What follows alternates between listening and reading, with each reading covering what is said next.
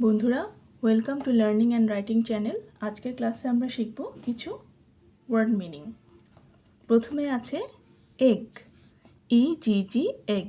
Egg অর্থাৎ ডিম, দয়রসিকার D ম, ডিম। KING কিং, কিং অর্থ রাজা, রাজা। এরপরে হচ্ছে ICE আইস, আইস অর্থাৎ বরফ। এরপর আছে লিফ, LEAF, লিফ অর্থ পাতা,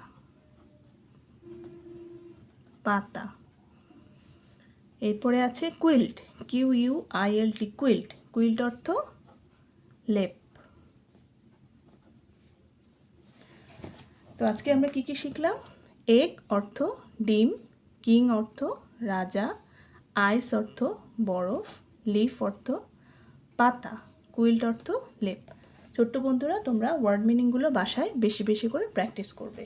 পরবর্তীতে আমরা অনেক ওয়ার্ড মিনিং নিয়ে ক্লাসে আসব। ধন্যবাদ।